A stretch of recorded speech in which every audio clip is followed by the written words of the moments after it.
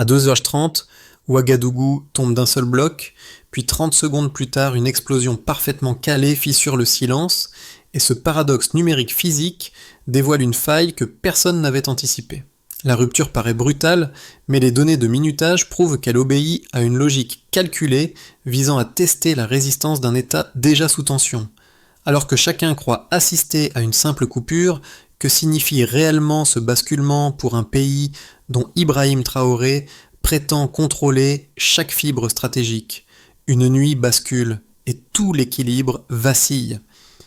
Cette nuit du 14 août expose d'emblée un risque majeur. Lorsqu'un État perd simultanément la lumière, la vision et la maîtrise de ses réseaux, chaque minute devient une zone d'incertitude où la souveraineté peut basculer. La promesse de ce récit tient dans une démonstration simple. En 10 mots, comprendre une attaque hybride, c'est anticiper le prochain effondrement évitable.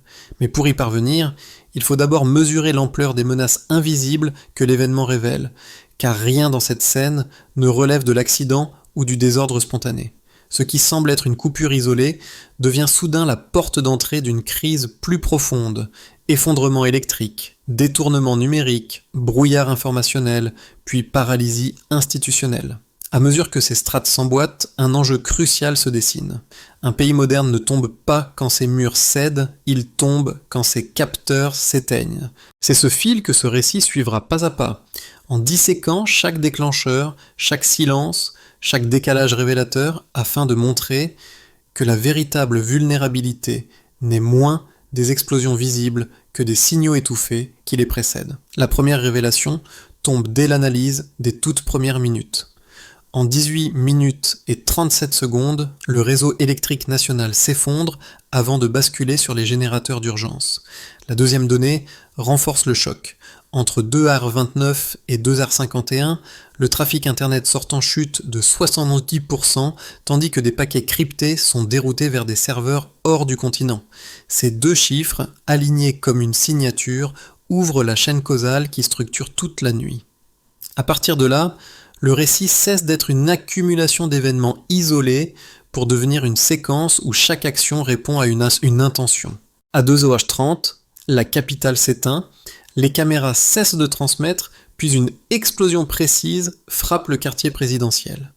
Ce rythme sans hésitation montre que l'attaque n'a pas commencé avec la détonation, mais bien en amont, dans la préparation numérique qui a rendu l'État presque aveugle. Les unités de sécurité, privées de communication en moins de 5 minutes, tentent de se regrouper, mais le brouillard radio rallonge chaque seconde comme une contrainte invisible. Dans le centre de commandement, Ibrahim Traoré suit la progression du choc depuis un système isolé, alimenté par une ligne indépendante. Sa position révèle une autre pièce du mécanisme. L'effondrement simultané des flux électriques et numériques n'est pas une réaction à l'assaut physique, mais un prélude destiné à désarticuler la capacité d'action.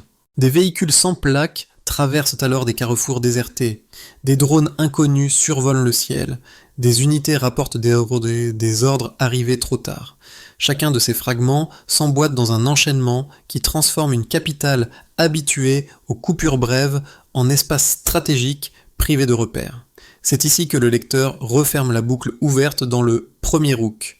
Si tout semble basculer en quelques secondes, c'est parce que l'attaque avait déjà commencé bien avant que la ville ne plonge dans le noir. La scène n'est pas un chaos spontané. Elle est la conséquence d'une préparation méthodique qui réécrit la notion même de souveraineté. Pour comprendre les premières heures qui suivent l'effondrement initial, deux trajectoires humaines émergent avec une précision presque chirurgicale. La première est celle du capitaine Sawadogo, spécialiste en cybersécurité, rappelé d'urgence dans le bunker sous le ministère de la Défense. Face à lui, un mandat étroit.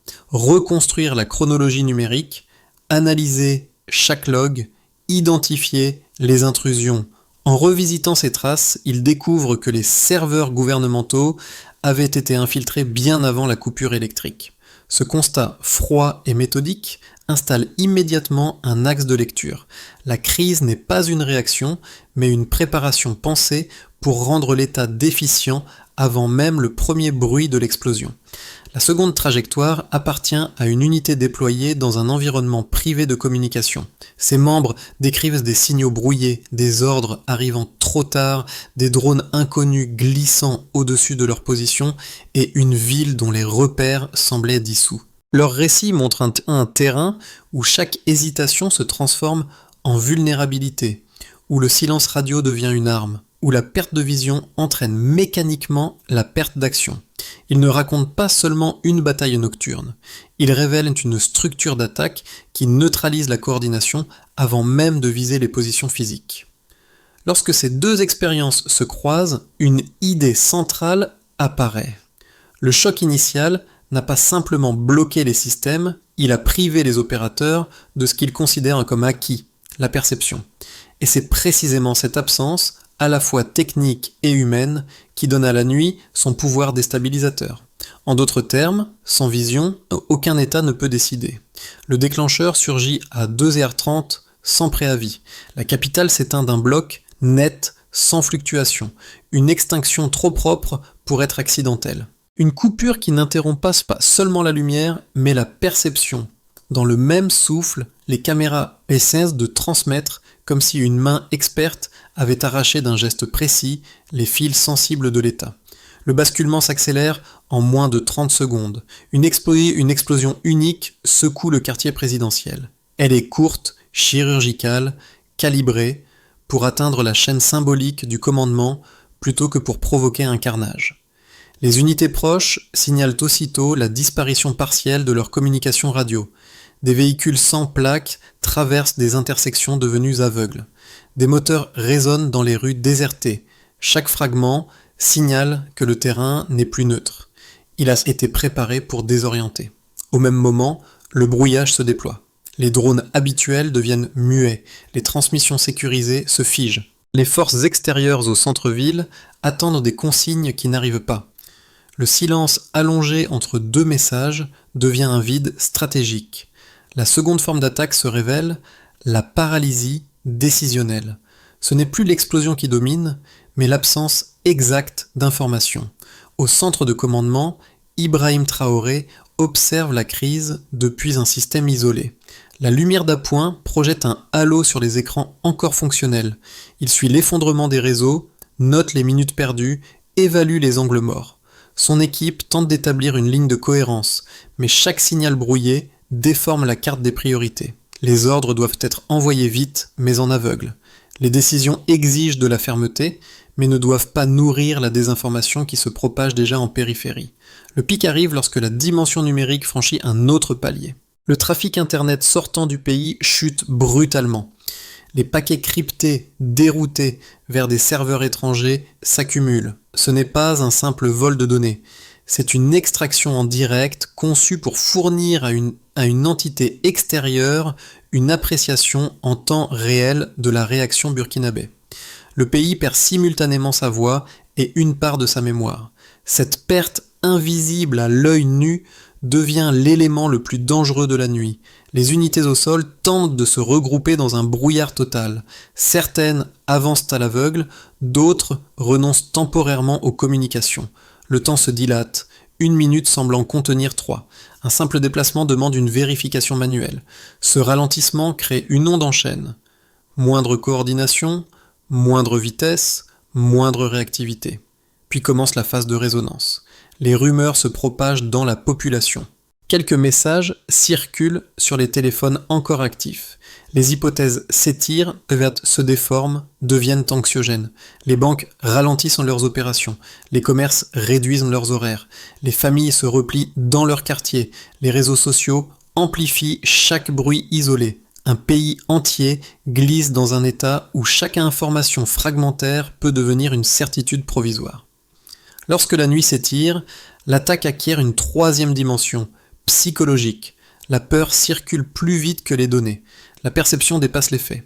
Et c'est précisément ce basculement imperceptible mais décisif qui ancre la crise dans une durée nouvelle, non plus quelques heures, mais un moment où la souveraineté se mesure au rythme des ambiguïtés. Le premier jeu de données trace immédiatement la comparaison entre la situation de référence et l'écart mesuré net. Les coupures habituelles de Ouagadougou n'excédaient jamais 5 minutes, alors que l'effondrement du réseau du 14 août dure 18 minutes et 37 secondes, soit près de 4 fois plus. Cette durée prolongée révèle une action interne intentionnelle plutôt qu'un simple incident. Ce delta mesure une stratégie plus qu'un dysfonctionnement. Les ingénieurs le confirment, la déconnexion s'est opérée depuis l'intérieur du système énergétique. Une ouverture contrôlée, non un effondrement subi, modifie la lecture de l'ensemble. Le second ensemble éclaire la dimension numérique. Entre 2h29 et 2h51, le trafic internet sortant chute de 78%, un effondrement trop brutal pour correspondre à un incident spontané. Cette valeur traduit une rupture nette dans les flux qui ne peut s'expliquer que par une intervention coordonnée. Les paquets cryptés déroutés vers des serveurs étrangers indiquent une extraction en direct pensée pour fournir une vision externe de la réaction nationale. Cette stratégie numérique vise à priver le pays de sa voix tout en capturant sa mémoire instantanée. Le delta de trafic n'est donc pas un symptôme, mais un outil de pilotage. Le troisième dataset rend tangible l'impact économique. Dans les 24 heures suivant l'attaque, les systèmes bancaires enregistrent 7 heures et 12 minutes d'interruption interbancaire. Cette durée bloque près de 2,8 millions de dollars dans les circuits internes, selon la Banque centrale. Ce chiffre révèle une perte équivalente à plus de 5% de la productivité quotidienne, compte tenu d'un PIB journalier avoisinant 53 millions de dollars. Ce pourcentage montre qu'une crise immatérielle peut ralentir des structures économiques sans qu'un seul bâtiment ne soit touché. L'économie devient vulnérable à travers ces canaux invisibles. La matérialité du choc se lie dans une suite de chiffres, non dans une scène physique. Ces trois corpus de données ne sont pas indépendants. Ils dessinent une chaîne cohérente qui relie préparation, exécution et résonance. L'effondrement prolongé du réseau électrique prépare la désorientation. La chute du trafic et la dérivation cryptée orchestrent l'isolement numérique. La paralysie financière étend la crise dans la vie quotidienne. Ce continuum montre qu'un État moderne vacille moins lorsque ses murs s'effondrent que lorsque ses réseaux ralentissent. La souveraineté ne tient plus seulement aux frontières, mais à la continuité de ses flux. C'est dans cette logique qu'intervient l'audit ordonné par Ibrahim Traoré dans les heures qui suivent. Les équipes techniques identifient que 81% des serveurs gouvernementaux utilisent encore des protocoles obsolètes. Ce pourcentage expose une surface d'attaque qui facilite le travail d'un acteur extérieur. Le constat déclenche une directive imposant une authentification renforcée et la création d'un centre national de cyberdéfense. Loin d'être symbolique, cette mesure répond directement aux chiffres révélés. Elle transforme une crise subie en levier de restructuration. Enfin, la propagation des rumeurs ajoute un quatrième signal indirect, mais déterminant. En moins de 9 minutes après la première explosion, plus de 3200 messages évoquant la chute du gouvernement circulent en ligne. 62% proviennent de comptes automatisés créés la veille. Ce delta entre informations réelles et informations générées constitue une attaque parallèle visant la perception publique. La confusion naît de la densité, non de la véracité. Les données montrent qu'une crise peut être amplifiée autant par les flux humains que par les flux électriques. Pris ensemble, ces chiffres forment une matrice qui dépasse la simple analyse technique. Ils expliquent pourquoi la nuit du 14 août ne peut être lue comme une succession d'incidents.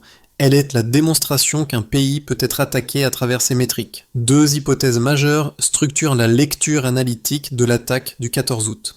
La première, défendue par certains observateurs régionaux, affirme qu'une faction interne aurait profité des fragilités politiques du pays. Les tensions persistantes entre unités, les rivalités institutionnelles, les précédents coups d'État et la fragmentation de certains appareils sécuritaires fournissent un socle crédible à cette interprétation. Dans ce scénario, l'attaque ne serait pas une opération extérieure sophistiquée, mais l'expression d'ambitions locales cherchant à exploiter le moindre vide du pouvoir. La cohérence de cette lecture repose sur un paysage politique déjà instable où les acteurs peuvent instrumentaliser un système fragilisé de l'intérieur. La seconde hypothèse, soutenue par des experts en cybersécurité et plusieurs diplomates africains, pointe vers une intervention extérieure disposant de ressources étatiques. Les caractéristiques techniques de la nuit: synchronisation parfaite, brouillage ciblé, code cryptographique renvoyant à des infrastructures étrangères, matériel comparable à ceux observés en Syrie ou en Libye, dépassent largement la capacité d'un groupe national. Cette lecture voit dans la séquence non un opportunisme interne, mais un test géopolitique pesé pour évaluer la souveraineté du Burkina Faso. Les flux détournés, les dérivations numériques et l'extraction en direct alimentent cette piste. Le Stillman exige de présenter ces deux thèses à leur maximum d'intelligibilité. La première s'appuie sur les dynamiques internes, fragmentation, défiance, ambition. La seconde se fonde sur des éléments techniques trop précis pour être minimisés. Signatures numériques étrangères, synchronisation hybride, redirection cryptée. Cependant, la commission mixte, chargée d'examiner les données, travaillant ligne par ligne, met en lumière un fait déterminant: les signatures cryptographiques correspondent à des structures déjà identifiées dans d'autres opérations hybrides hors du continent africain. Ce point ne discrédite pas les tensions internes, mais il donne un poids supplémentaire à l'architecture extérieure. Ainsi, la contradiction apparente se nuance. La vulnérabilité peut venir du dedans, mais la sophistication globale de l'attaque porte la trace d'un acteur doté d'une expertise dépassant de loin les capacités locales. 8 secondes suffisent. C'est le temps nécessaire pour comprendre que la crise quitte le terrain physique pour s'étendre à un espace bien plus instable: la perception. En moins d'une journée, plus d'1 millier de publications coordonnées envahissent les réseaux, accusant les autorités d'avoir orchestré leur propre attaque. La simultanéité des langues, la répétition des formulations et la création récente des comptes tracent une signature méthodique. Rien n'est improvisé, tout est calibré pour fissurer la confiance. Cette rupture marque le véritable midpoint. Ce n'est plus la coupure électrique, ni l'effondrement numérique, ni même l'explosion chirurgicale qui domine. C'est la bataille pour le sens. Une guerre où la rapidité d'un message importera davantage que sa véracité. Une guerre où un récit erroné peut précéder un fait avéré.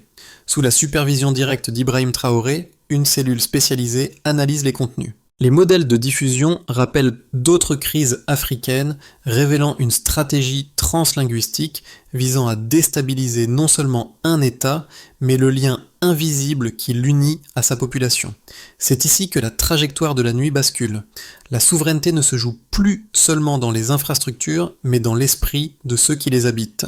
Pour l'État, l'impact est immédiat et profond. Plus de 60% des réseaux administratifs deviennent inaccessibles durant 48 heures, forçant les ministères à revenir au papier et ralentissant chaque procédure. Les communications diplomatiques sont suspendues, créant un vide où aucune certitude ne circule. Les services essentiels fonctionnent en mode dégradé, révélant la fragilité des continuités institutionnelles. Ibrahim Traoré convoque alors le Conseil de sécurité nationale afin de fixer une ligne de conduite fondée sur une transparence mesurée et une priorité absolue: restaurer une cohérence numérique minimale avant toute prise de parole publique. Pour les entreprises, la secousse prend une forme plus tangible encore. Les banques et les opérateurs télécoms subissent des pertes dépassant 15 millions de dollars en 2 jours, conséquence directe de l'interruption des transactions et de la congestion des flux. Les petites structures se retrouvent privées de systèmes de paiement électronique et improvisent des circuits locaux, renouant temporairement avec une économie de proximité. Cette résilience contrainte montre que la dépendance technologique expose autant qu'elle structure. Les entreprises découvrent qu'un simple ralentissement de trafic peut suffire à remodeler une journée de travail entière. Pour les citoyens, la crise se transforme en choc psychologique. Dans les rues de Ouagadougou, la peur initiale laisse place au doute, puis à la méfiance. Les rumeurs de trahison interne ou d'ingérence étrangère se diffusent à travers les rares téléphones encore connectés. Les familles se replient, anticipant d'autres ruptures. Les enfants surveillent les fluctuations de lumière, craignant une répétition du basculement. Afin d'apaiser l'incertitude, Ibrahim Traoré s'adresse à la nation via des radios locales, insistant sur la vigilance collective et la dignité.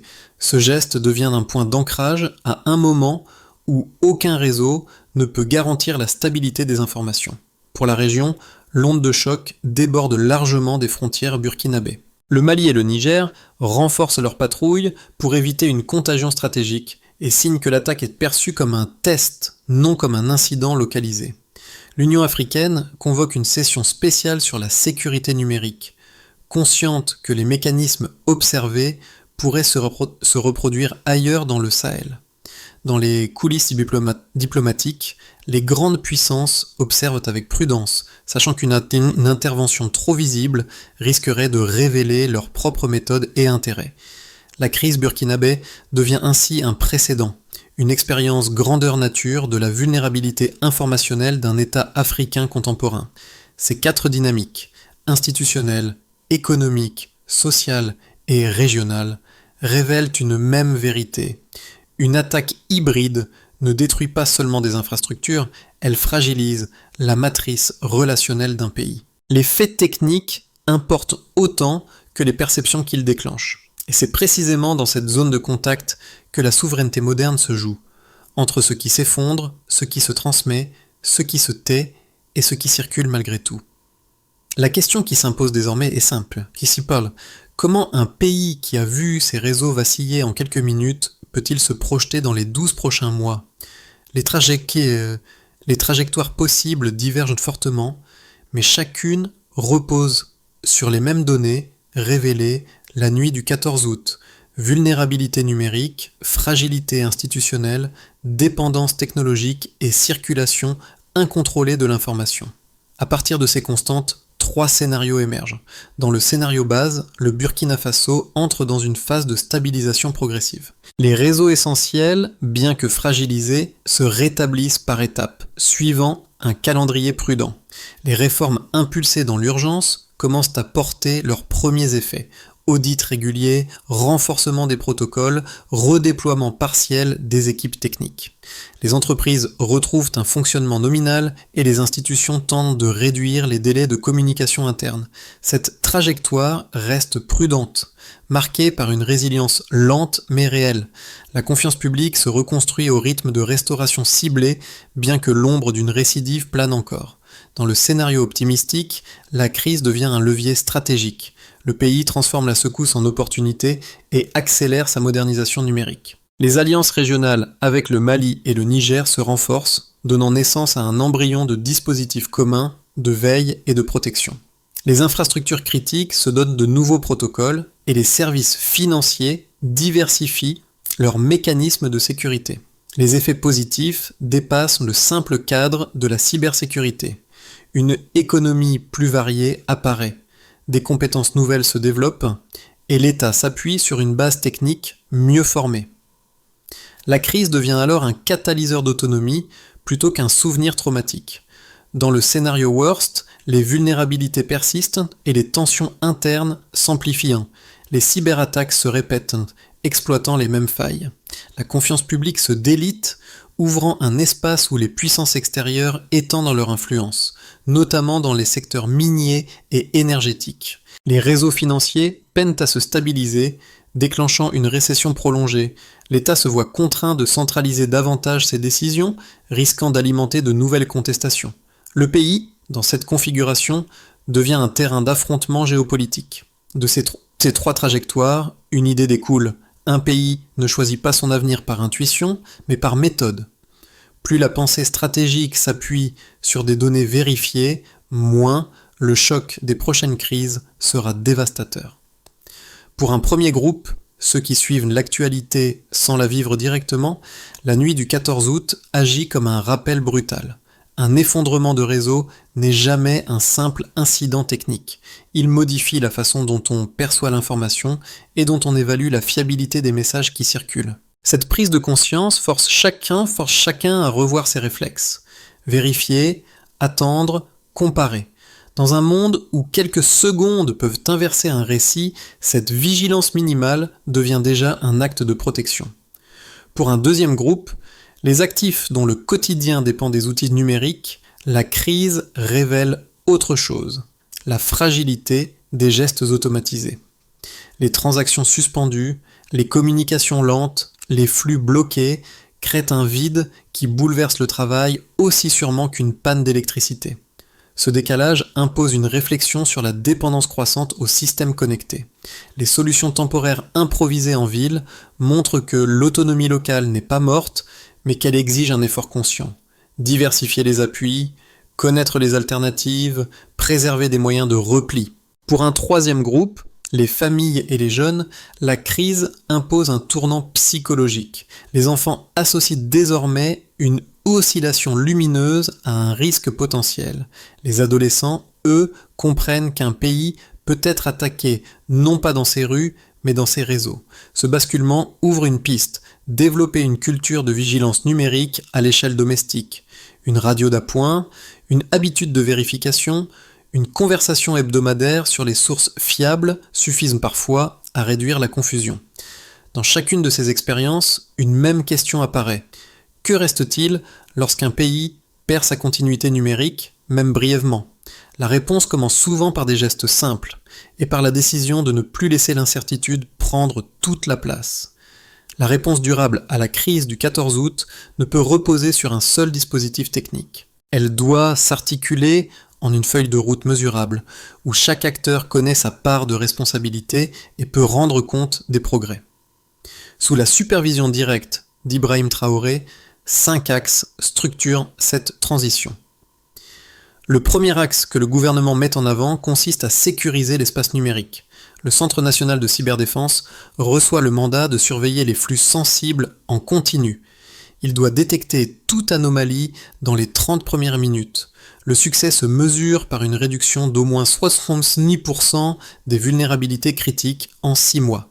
Cette étape crée une capacité autonome de réaction immédiate. Le deuxième axe de cette stratégie repose sur une réforme de la gouvernance.